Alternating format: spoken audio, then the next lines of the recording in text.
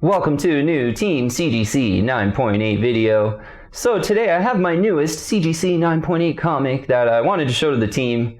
And this 9.8, I think it's such a great value in the sort of hot comic book market that we're in right now. And it's probably one of my more favorite sort of obscure, underfollowed first appearances from the 1980s.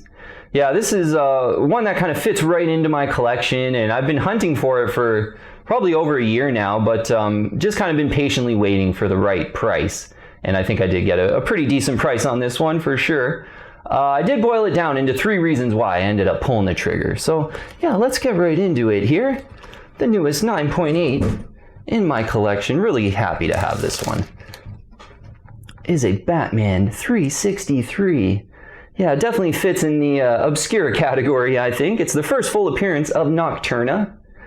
And yeah, maybe some potential with this one. With, Nocturna, there certainly a lot of these studios are, willing to push a lot of these female characters and things like that. So there might be some potential there. But just some potential as a great collector item to this book. Yeah, Batman 363. Have a look on the census here. There's a 71 9.8s out there in the blue label. So a 1 of 71 collector item is great.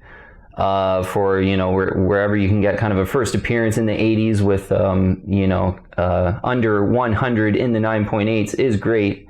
And Batman 363, it's a part of that low print Batman run from the 80s there, and that sort of went from Batman 357 up to Batman, I think it's like 401 is where it stopped. And so Batman comics of that era, lesser printed than Superman comics and Marvel comics of that sort of generation.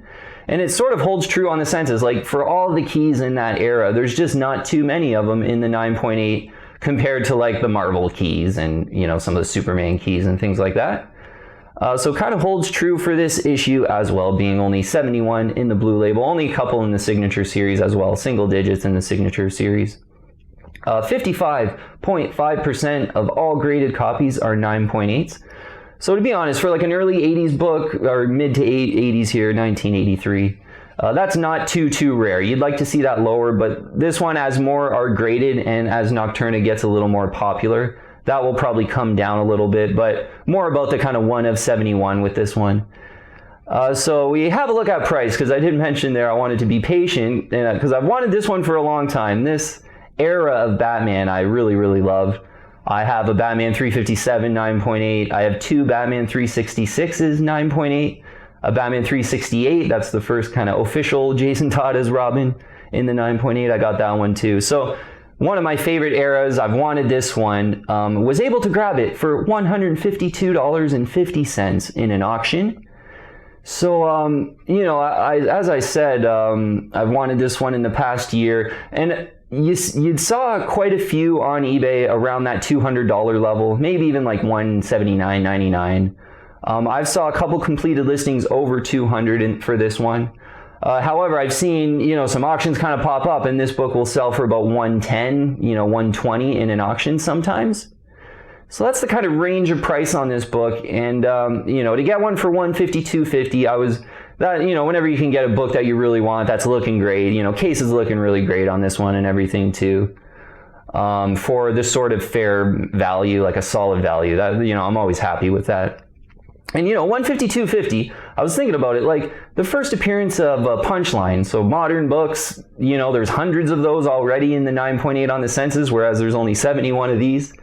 But with Punchline, those 2 books there, Batman 89 and Hell Arisen 3 in the 9.8, they're sort of going for like 180, 200. Like I saw a couple of them getting over 200 again just recently. Yeah, Punchline's kind of heating back up a bit.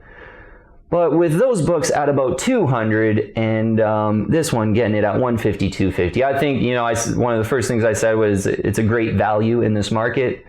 That's a great comparison to show the value of this book. I mean, it's a 1 of 71 collector item, and it's less than the first Punchline books, which there's hundreds of those on the census, and that was just created like a year ago. So, great value for this book, I think. And yeah, I think there's some potential there too, as I said, with Nocturna, and we'll hopefully get up a graphic here. Probably did that earlier, but we'll get into those 3 reasons why I ended up pulling the trigger. So the first reason here, it's a high potential female villain. So, you know, great collector item that you can enjoy. Don't get me wrong. Like, you know, you don't want to buy a book because like a movie's going to come or because there's going to be more promo in a character. Like, you just want to love the book first. And I do really like this one. But kind of a bonus that I think, you know, Nocturna could work in a show, or if they wanted even to bring her to the big screen, I think that could work. And there's not a lot of these out there, so this book would certainly be more in price than $152.50 if there was any kind of show or promo with Nocturna, I think.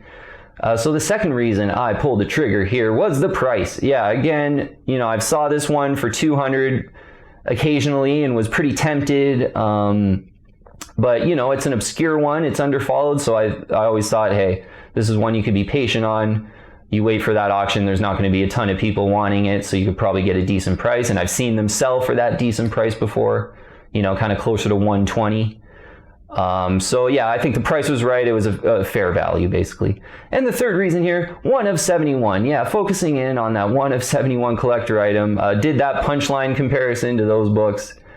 That just makes this book look so much better. And yeah, part of that low print Batman run too. Which I just think that whole, you know, certainly this book, Batman 366, I think, you know, that now that Batman 404 has kind of increased in price with the Batman movie, I think Batman 366 is probably like one of the best values in comic books too. That's like basically first Jason Todd Robin with the really cool Joker cover by Walt Simonson. But Batman 363 probably right on the heels and even more underfollowed, I think. So really glad I could pick this one up. Yeah, and I think certainly if you're a Batman fan, if you're into these sort of, you know, getting into some of these characters maybe before they're super popular like I am, this is one to consider. Another thing too, like the case for this, you know, really nice looking case, really nice centering and colors. I kind of noticed that on the scans from the seller. You know, crisp white, like nice and flat and white pages too. When I got it, I was really kind of blown away by just how pristine the book was. So that's always great. Sometimes, yeah, you look at a 9.8 and you're, oh, like those pages look a little bit creamy a bit. And, you know, so like, not all of them are perfect. And this one, though, pristine. Yeah, really happy from that standpoint as well. So $152.50, money well spent, I think, for this CGC 9.8. Okay, well, we'll conclude it up there, and yeah, really kind of pumped to show these more obscure, underfollowed ones when I end up buying one. But you know what? Yeah, I think this one, Batman 363 and Batman 366, two great Batman books. If you're into Batman and you're, you know, maybe looking for some investment grade books, but you're on a bit of a budget, you can still, yeah, Batman 366 9.8. I saw one of those sell for like $140. And if the shipping wasn't $70 to Canada or whatever it was, I would have insta-bought that. But I would almost be willing to pay up to $200 for Batman 366 still. Yeah, and that I think is one that has some future potential, along with Batman 363. Okay, thanks for watching. As always, if you haven't already, I would invite you to join the team and subscribe to Team CGC 9.8. Yeah, would love to have you on our comic book collecting and comic book investing team. Hit the bell for all the latest video notifications and add me on Instagram and Twitter. Yeah, and message me on Instagram too. I don't keep up too much with the YouTube comments. I don't watch too much YouTube or TV, so message me on Instagram if you had any questions. I love all the conversations I'm having with the team on Instagram, and actively buying a 9.8 is just fun to talk to everyone and feel the excitement kind of thing. So thanks again for watching. Yeah, really happy I could show off this underfollowed Batman one. Love my Batman comic books. Thanks again, and I'll see you on the next one.